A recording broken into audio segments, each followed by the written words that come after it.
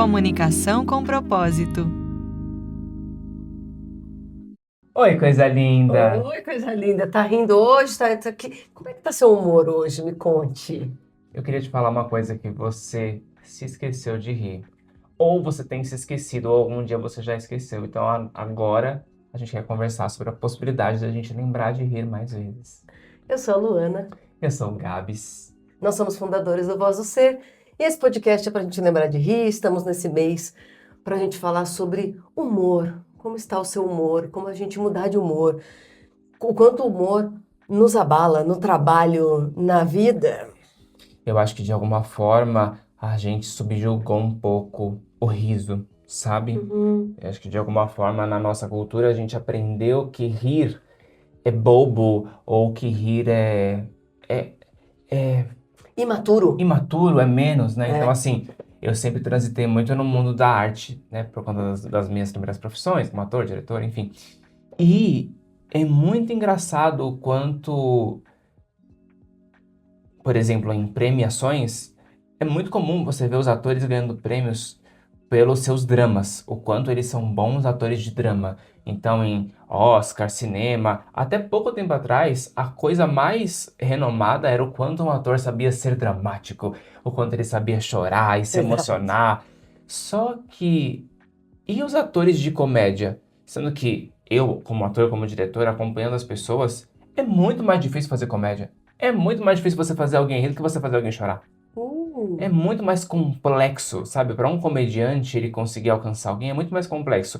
E geralmente, me perdoa se isso ofender alguém, é mais comum você ver alguém que sabe fazer comédia, saber fazer drama, do que alguém que sabe fazer drama fazer comédia. Não ofende, não. Sou atriz também. E até no dia a dia até me sinto assim, divertida quando eu tô bem. Eu sei facilmente me divertir, fazer piada e me relacionar pelo riso. Mas como atriz, muito difícil. Assim, eu sempre me joguei, sabia chorar, sofrer, mas na hora de fazer comédia é um desafio e parece até mais arriscado. Mas foi muito. Na hora que você falou, eu falei, ixi, claro, culturalmente, mais fácil chorar do que rir. Que loucura, é mais fácil fazer você chorar do que fazer você rir. Que triste, já tô triste com essa informação. Não, assim, e eu acho importante a gente contextualizar, né, usar esse podcast para isso. O que tem na nossa mentalidade sobre o riso e sobre o choro, né? Sobre a tragédia e sobre a comédia. Porque o que tem na nossa mente sobre isso conta exatamente o que a gente sente todos os dias. É. Né? Porque a gente aprendeu que uma coisa séria é uma coisa sem risada.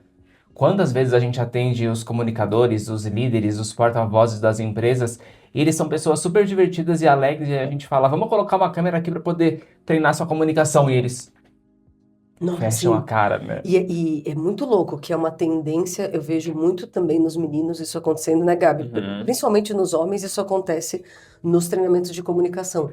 Os homens mais divertidos, que a gente brinca, são os reis do churrasco, o mais pavão na hora de falar. Então vamos gravar? Fecham a cara, não colocam um sorriso nem para falar seu nome, nem para falar boas-vindas pro vídeo.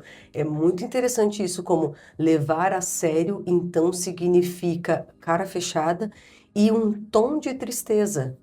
Que loucura, né? O sério ser o contrário de diversão, porque daria para a gente levar uma coisa muito a sério e por isso ela precisa ser leve, por isso a nossa intuição tem que estar muito clara, por isso a gente tem que colocar toda a nossa sabedoria para rodar. Vamos levar a sério isso aqui? Vamos colocar nossa sabedoria para rodar? Vamos considerar todos os relacionamentos? E isso só se faz na alegria. Mas eu associo que levar a sério é eu estar até um tom mais bravo, um tom mais triste. Eu percebo na minha mentalidade, falando dos meninos, já te falei isso várias vezes, o quanto eu já tive, eu acho que isso está sendo. Eu treinei bastante isso na minha mente, vejo isso em mim, vejo isso em muitas mulheres, que parece que te diminui, o sorriso te diminui, ou parece que eu vou fazer besteira quando eu tô alegre. Várias vezes isso passava na minha cabeça. Eu só estava muito alegrinha para dar aula, para dar um treinamento. Opa, se segura aqui, senão vai falar besteira. Que loucura parecer que a tristeza a braveza te deixa mais sábio do que o riso. Te deixa mais sábio, te deixa mais forte, né?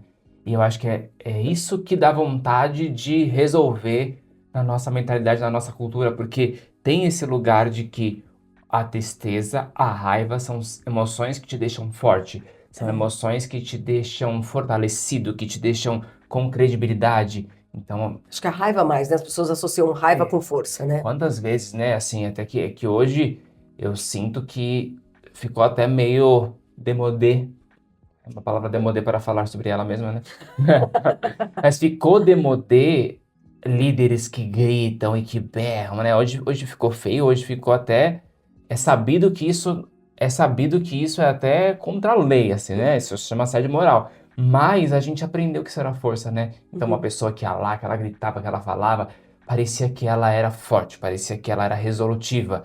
A gente tem na nossa mentalidade o incrível Hulk, né? Quando tem uma situação super séria, ele fica verde de raiva e ele fica gigante e agora ele resolve todos os problemas da nação. Ele é um super-herói, né? Então a gente tem uma ideia de um super-herói que para resolver fica grande quando ele sente raiva. Uau. Então essas ideias elas estão na nossa mentalidade e eu acho que é só por isso que a gente acabou esquecendo de rir.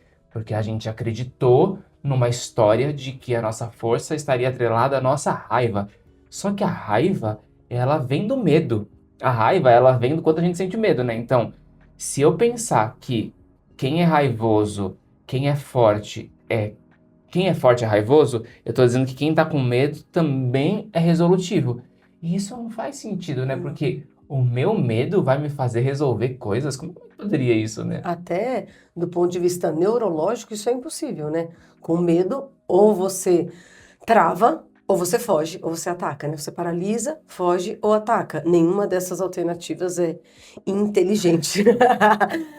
Principalmente do ponto de vista de relacionamento, de liderança, de lidar com as pessoas ao seu redor, né? Entendo que se tivesse um leão perto de você, você fugir é uma boa ideia. Talvez paralisar, mas a gente não está enfrentando leões nos nossos dias, mas a gente lida com pessoas do mesmo jeito que a gente lidava com leões na época das cavernas. Então, não é lógico, não é carinhoso, não é esperto. Mas a gente pensa que sim, quantas vezes a gente acha que a gente vai ser ouvido se a gente falar mais alto, mais forte, mais autoritário. E a gente tem percebido isso, e é óbvio, do ponto de vista neurológico, que você não ouve. Se você está ativado de uma forma que seu cortisol está lá em cima, que você está num nível de estresse, que você está com medo de alguém que está gritando com você, você não ouve ela. O seu cérebro não é capaz de entender toda essa informação. Até porque o medo, ele é uma imaginação, né? O medo é o fruto das suas imaginações. Então você fica imaginando que coisas vão acontecer e isso que faz com que você tenha medo. E aí, para enfrentar esse medo imaginário, você sente raiva. E aí as coisas vão se proliferando, né? E com raiva você cria outro problema que te faz sentir medo de novo e aí vira um sistema de retroalimentação. E quanto tempo a gente passa focado nas nossas imaginações. E a gente não ri delas, hein? Tem esse detalhe, né? Porque, claro, eu tô com uma dor de dente. E aí eu imagina, minha gengiva toda inchada, não sei o quê. Essa noite sonhei que eu passava a língua na gengiva e não tinha dente lá. Daí eu acordei e eu ri disso. Mas quantas noites eu já sonhei coisas, ou quantas noites eu nem dormi, imaginando coisas e problemas que nunca aconteceram, e conversas que nunca aconteceram, e eu não ri depois. Eu não ri de mim, porque eu poderia rir das minhas preocupações. Eu poderia só rir desse sonho. Ai, que loucura, eu só tô com uma dorzinha aqui e já tô achando que eu não vou ficar sem dente, né? Eu posso só rir disso, porque eu já acordei e eu já vi que eu não perdi o dente. Então eu posso rir dessa imaginação. Mas quantos pesadelos eu já tive que eu passei o resto do dia pensando nesse pesadelo, o que será que ele quer dizer? E tentando levar a sério isso. Será que não é um sinal? Será que não é um alerta? E lutando para que aquilo Não não acontecesse. aconteça, né? Sendo que já foi até cientificamente pesquisado sobre isso, né? Que é 91% das suas preocupações, elas não vão acontecer. 91%, gente, 91% das suas preocupações elas não vão acontecer. É muito, né? É muito, é muito tempo perdido. Que, ok, se a gente ainda não tem treino na mente o suficiente para não imaginar, a gente pode dar esse primeiro passo de pelo menos rir quando a gente vê que tudo que a gente imaginou não se concretizou. Imaginei várias conversas que nunca aconteceram, brigas que nunca aconteceram. Eu tenho treinado isso, que eu sempre dou esse exemplo, né? Quantos banhos eu já perdi, porque nem reparei que eu estava tomando banho, estava fazendo brigas e conversas na minha cabeça e ensaiando coisas que eu ia te falar e que eu ia falar para alguém. E, cara, quando não acontece, a gente poderia pelo menos dar risada disso, né? E eu tenho treinado me pegar no pulo, quando eu visualizo assim, vou falar pro Gabs, você nunca mais vai falar. Eu também da próxima vez. Eu não vou ter coragem de falar isso. O que que eu tô ensaiando? Eu sei que na hora eu não vou ter nem coragem de falar Ou tudo quando isso. fala do jeito que se arrepende, né? Então, assim, eu sinto... e mais um dado importante dessa pesquisa, que eu acho que é relevante falar, que desses 9% que sobraram, 1/3 das pessoas viram as suas questões tendo resoluções mais fáceis do que o que elas pensavam. Com Então, certeza. o medo delas aconteceu, mas foi mais fácil de lidar do que ela pensou. E eu sinto isso também nos meus dias, assim, olha, tal pessoa vai ficar chateada quando a gente tirar ela da escala desse trabalho, por exemplo. Uhum. E aí já aconteceu a gente comunicar, de cara a pessoa ficar chateada. E depois ela refletir, e falar, mas foi tão melhor para mim. Só pensando bem, eu não estava gostando de fazer isso. Não, recentemente, tem uma lida com alunos, a gente tem um curso profissionalizante. Se a pessoa não está usufruindo das aulas, dos cuidados, ela precisa repetir de fase. Aí a gente comunica isso para ela, gera uma tensão. Confesso que ainda é um lugar que eu fico preocupada, passo pelo dó, assim, de como é que a pessoa vai reagir, e aí a gente comunicou. A princípio, aconteceu o nosso medo. A pessoa ficou triste. Cara, durante a conversa, meia hora de reunião, durante a conversa a pessoa falou, mas pensando bem, eu acho que eu não gosto muito desse aprendizado em grupo. Eu tô precisando de uma coisa particular, eu tô precisando de um treinamento só para mim, porque eu tô precisando de mais espaço para falar sobre as minhas questões. Então, eu não quero, inclusive, estar num grupo maior ainda para o meu aprendizado. Eu quero um momento só meu. Então você está dizendo que você acha melhor agora parar o curso e fazer uma coisa na nossa clínica? É isso que eu quero. Olha que loucura, a resolução foi muito melhor do que a gente esperava. A gente passou por um monte de imaginações desnecessárias que não nos preparou, porque a gente não sabia que essa seria a reação dessa pessoa. Então, não é verdade que eu estava preparada quando eu estava com medo. Eu estava perdendo tempo imaginando. E aí, que bom, né? Estamos nesse momento de humor, falando com a nossa Carol, coordenadora, diretora da nossa escola, a gente riu. Olha que loucura! A gente preocupada com a pessoa e a pessoa não queria. Ela só nem sabia que ela não queria. Deu pra entender a história? Deu muito, deu muito. E eu acho que... Eu fiquei te ouvindo e pensei, nossa, a gente consegue ver, pelo menos aqui nesse papo, eu acho que ficou claro pra você, coisa linda que tá ouvindo, que não há benefícios na tristeza e na raiva. Não há benefícios de resolução. Talvez a gente ainda encontre outros benefícios que, pelo que a gente acredita, são falsos benefícios, né? Tipo, ter mais atenção das pessoas, as pessoas te darem carinho quando você tá triste. Tipo, ter seu tempo, ter seu espaço, sei lá. Mas não existem benefícios reais nesses sentimentos. E eu fiquei com vontade de contar os benefícios da alegria. Que lindo. Assim, de alguma forma, compartilhar os benefícios disso a longo prazo. Na verdade, a curto e a longo prazo, porque aí trazendo de volta o meu exemplo artístico, quando eu estava ou numa plateia, ou num ponto de direção, ou até atuando, o que eu percebia? Quando as pessoas dão risada, elas se abrem. Acontece um efeito, até físico mesmo, que quando você ri, você faz movimentos no seu corpo que você relaxa internamente. É como se fosse um carinho interno. Então a risada, a gargalhada, ela é um carinho interno que faz com que você abra toda a sua musculatura, com que você relaxe toda a sua musculatura. Então é muito comum, muitos diretores de teatro e pessoas que pensam em arte, eles fazem uma coisa muito sábia. Até posso falar aqui do Paulo Gustavo, se você assistiu o filme Minha Mãe é uma Peça, tem muitas cenas em que você dá muita risada, e aí tem um momento muito emocionante. Imediatamente. imediatamente, que é você riu, você ficou com a sua mentalidade aberta e você tá pronto para absorver a informação que vem a seguir. Uhum. Então, no primeiro filme, você assistiu, desculpa, mas no primeiro filme tem uma cena em que tem a morte de um primo. Então, toda a direção do filme encaminha para ter um momento de muita risada e aí vem uma mensagem sobre luto, sobre a relação de mãe e filho, sobre como é que fica a sua mente quando você tá em luto. Aí depois, sei lá, no terceiro filme, tem uma cena que você ri, e aí tem uma cena muito emocionante falando sobre o casamento desses dois meninos. Uma baita mensagem sobre como a gente tirar a homofobia da mente, sobre como a gente tratar todas as pessoas com igualdade.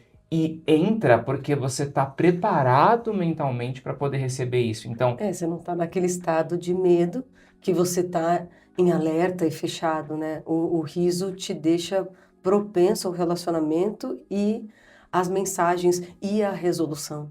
A nossa alegria deixa até o cérebro aberto com as sinapses mais livres aí para encontrar a saída e como a maioria das resoluções, a saída está no relacionamento.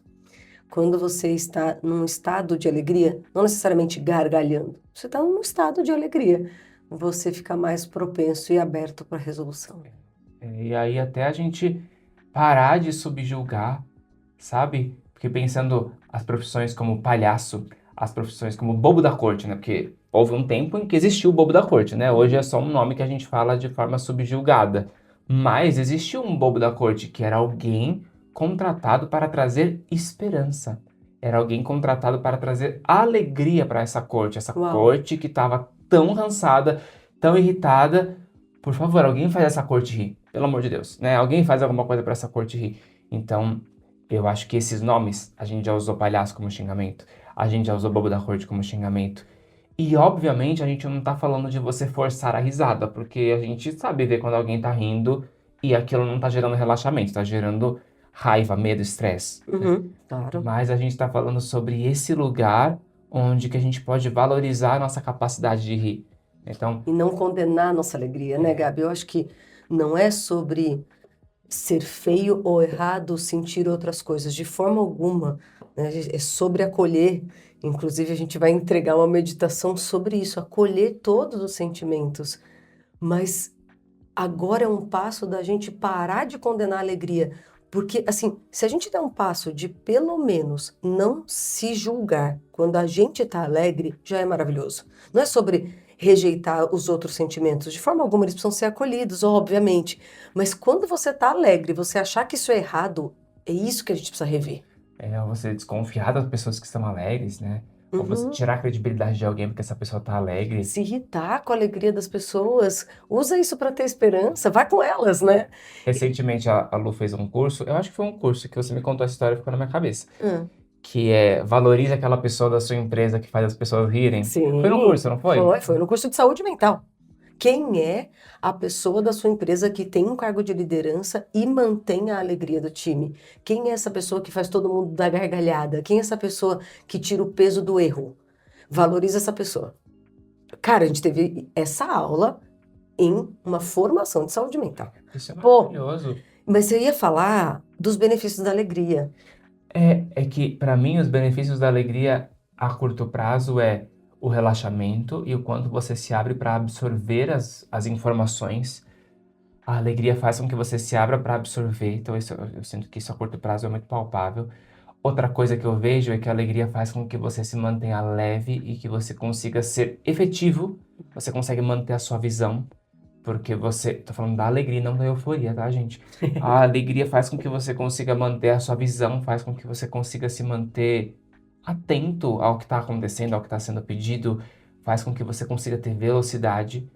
E a longo prazo, obviamente, a alegria, ela faz com que você cuide do seu corpo, cuide dos seus relacionamentos, cuide da sua comunicação, que pode perceber, quando você passou um dia alegre, você chega no final do dia com menos dores, você chega no final do dia mais descansado, você chega no final do dia mais com uma sensação de que o seu dia valeu, de que você fez o que tinha que ser feito, você tem relacionamentos que você gosta mais, que você tratou as pessoas de um jeito que você concorda, você se sente mais efetivo nas suas colocações.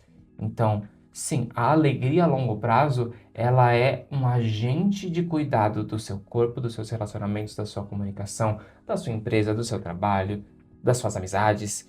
Então, eu acho que a gente... Eu acho não, eu tenho certeza que a alegria, ela é um grande ativo de resolução das coisas, sabe? Uhum. Eu sinto que talvez esse poderia ser um caminho pra gente, que quando acontece alguma coisa e a gente reage primeiro com a nossa raiva, a gente reage primeiro com a nossa tristeza, poderia ser um caminho de, opa, deixa eu reagir com a minha alegria, ou deixa eu encontrar minha alegria para reagir, Boa. sabe? Porque a gente vai ter que descredibilizar a nossa raiva interna, né? Parece que são esses dois caminhos de quando eu já estiver alegre, que eu não questione. E o outro caminho é, se eu não estou alegre, eu não vou encontrar solução. Então, que eu primeiro encontre minha alegria para depois encontrar a solução, né? Que eu me abra para a alegria, não porque é errado sentir outra coisa, mas porque eu mereço. E eu acho que esse passo da gente parar de julgar quando a gente está alegre, e eu percebo isso no mundo holístico também, que a gente convive, que é eu questiono a minha alegria. Eu vejo isso, até quem faz terapia também. Olha, se eu tô triste, entendi, tô triste por conta disso, acolheu, tá. Eu preciso acolher isso, aconteceu tal coisa, então, claro que eu tô triste. Mas a gente faz um caminho que é, e quando eu tô alegre? Por quê? Será que essa alegria é do ego? Imagina, ego não fica alegre coisa nenhuma, a gente fica questionando coisa que não faz sentido. E muitas vezes a gente questiona, será que eu tô feliz só porque as coisas aconteceram do meu jeito? E às vezes nem aconteceram do seu jeito, não. É que como você tá alegre antes, as coisas fluíram. E a gente questiona muito a alegria. Eu acho que é essa esperteza, safadeza do ego que sobrevive de tristeza e de culpa. É. Nossa, você sabe que eu lembrei de uma coisa aqui agora, talvez quando a gente... Esse tema me remeteu muito aos meus momentos teatrais, Hum, porque tem um estudioso de teatro, que eu não vou lembrar o nome dele agora, mas ele falou sobre o ofício do ator que faz os outros rirem. E uma das coisas que ele falou foi, se você quiser que qualquer coisa seja engraçada, você precisa atribuir a essa coisa uma característica humana. Então, se eu quero que essa xícara seja engraçada, eu preciso atribuir para a xícara uma característica humana. Isso vai fazer com que ela fique engraçada naturalmente. E aí eu pego essa característica humana e eu amplio ela para poder te contar o quanto isso é engraçado. E por uhum, que eu tô contando isso? Porque quando a gente acha uma coisa engraçada, a gente questiona e vê o quanto é bobo esse nosso primeiro personagem. Esse personagem que a gente interpreta, que eu sou humano, eu posso morrer, eu posso acabar, eu posso sofrer, eu posso ter coisas muito, muito, muito sérias.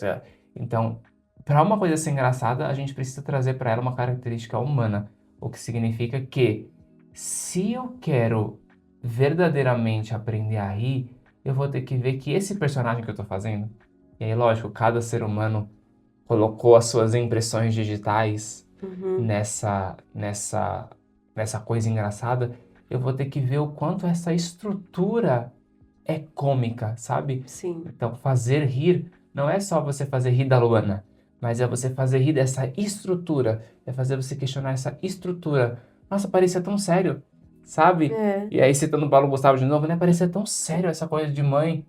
E aí, nossa, pera, pode ser mais engraçado, a gente pode tratar com mais leveza, com mais naturalidade, pode tratar com mais carinho, né? Porque quando você ri, você põe carinho também. Verdade. Nossa, eu só estava imaginando. Tinha esquecido de rir disso. Eu só estava perdido aqui nas minhas ilusões. Eu só esqueci de mim. Eu só esqueci da minha capacidade de amar. Eu só me desconectei da minha fonte numa imaginação, que é impossível eu fazer isso.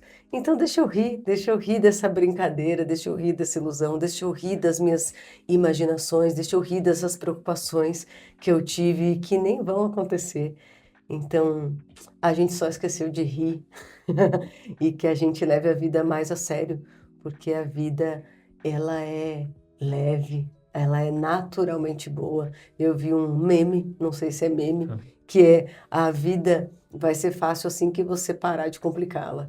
E é isso, né? Talvez a vida fique mais fácil depois que a gente começar a rir e levar ela a sério, como ela realmente é, né? Que você possa levar os seus dias a sério, dando muita risada. É isso mesmo. E rir é coisa séria também, né? Rir é para quem quer levar a vida a sério. Adorei. Muito bom. Obrigado, amo rir com você. Eu também amo rir com você. Vou rir de você, vou rir com você. Perfeito, perfeito. Obrigado, coisa linda. Obrigada. Se você quiser decidir o tema do nosso próximo mês, avisa aí o que você quer saber. Você pode